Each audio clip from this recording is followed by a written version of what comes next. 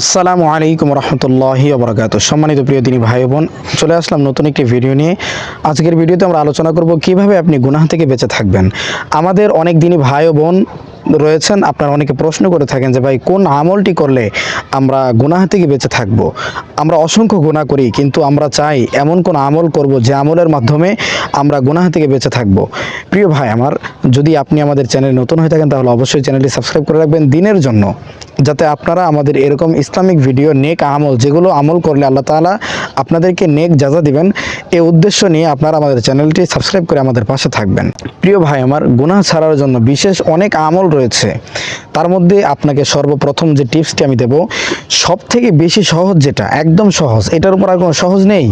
আপনি যত আমল করেন, যত যাই করেন, তাহাজ্জুদ পড়েন, রোজা রাখেন, ইবাদত করেন সারা রাত্র, তারপরেও কিন্তু আপনি গুনাহ থেকে বাঁচতে পারবেন না যদি এই জিনিসটা আপনার জানা না থাকে, মাথার মধ্যে না থাকে।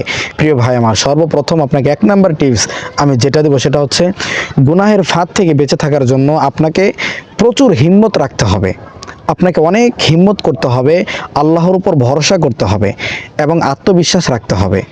কিভাবে রাখবেন? ইনশাআল্লাহ তাআলা আমি পারবো, আমার দ্বারা সম্ভব, আমি গুনাহ থেকে বেঁচে থাকতে পারবো, এটা আমি পারবো, আমাকে এরকম হিম্মত আমি যদি করতে পারি তাহলে অবশ্যই আমার দ্বারা কখনো গুনাহ হওয়ার সম্ভাবনা নেই। 90% সম্ভাবনা চলে যাবে গুনাহ করার।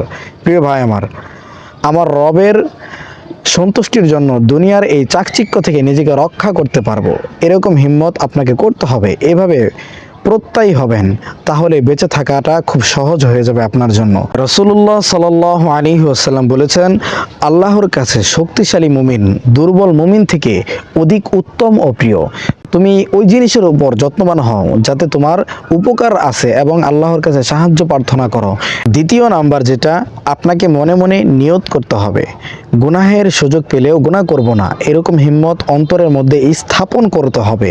একটা খুঁটি গাড়তে হবে, মনে রাখতে হবে গুনাহকালীন সময়ে আনন্দ ক্ষণস্থায়ী, কিন্তু তার ক্ষতি ও করুণ পরিস্থিতি এবং পরিণতি দীর্ঘস্থায়ী।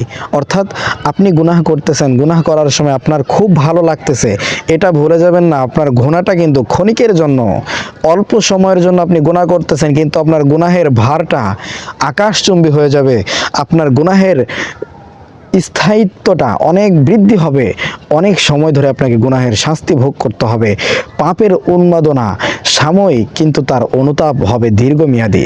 সুতরাং আজ থেকে নিয়ত করুন, গুনাহের সুযোগ পেলেও গুনাহ করব না। আর যদি কোনো গুনাহ করার সংকল্প করে কিন্তু সে তা কর্মে বাস্তবায়িত না করে, তাহলে আল্লাহ তাআলা তার কাছে একটি পূর্ণ নেকি লিপিবদ্ধ করে দেন। অর্থাৎ আমরা জানি যে আমরা একটি গুনাহ করার নিয়ত করেছি, কিন্তু গুনাহটা করতে পারিনি, আমাদের দ্বারা বাস্তবায়িত হয়নি।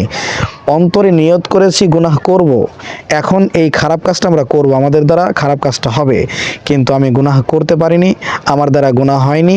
এজন্য আল্লাহ তাআলা কি করবে? আপনার গুনাহটা কিন্তু খাতার মধ্যে লিখবেন না যতক্ষণ পর্যন্ত না বান্দা গুনাহ করবে। আপনি যদি গুনাহটা না করেন, আপনার আমলনামায় একটি সওয়াব হবে। আবার যদি আপনি একটি নেক কাজের আমল করবেন, নিয়ত করেছেন আপনি একটি নেক কাজ করবেন, কিন্তু করতে পারেননি, মনে মনে নিয়ত করেছেন, আপনার সওয়াবটা কিন্তু খাতায় অটোমেটিকলি উঠে যাবে। আবার যখন আপনি করে ফেলবেন নেক কাজটা, তারপর আপনি আবার আল্লাহ তাআলার কাছ থেকে আবার একটি সওয়াব পাবেন।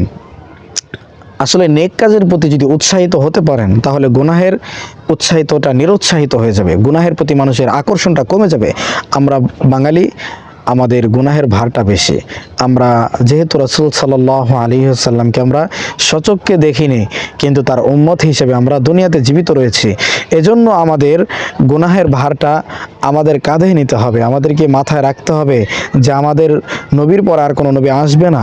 আমাদেরকে ওলি আউলিয়া যারা সাহাবায়ে কেরাম, আল্লাহর নবী সাল্লাল্লাহু আলাইহি ওয়াসাল্লামের যে আদর্শগুলো রয়েছে, এগুলোর প্রতি আমাদের যত্নবান হতে হবে। রাসূল সাল্লাল্লাহু আলাইহি ওয়াসাল্লামের টিপসগুলো, যদি ফর্মুলাগুলো আমরা অনুসরণ করতে পারি, তাহলে অবশ্যই আমরা এরকম গুনাহের কাজ থেকে বিরত থাকতে পারবো। আল্লাহ তাআলা আমাদেরকে নেক হায়াত দান করুক এবং সকল প্রকার গুনাহ থেকে বেঁচে থাকার তৌফিক দান করুন।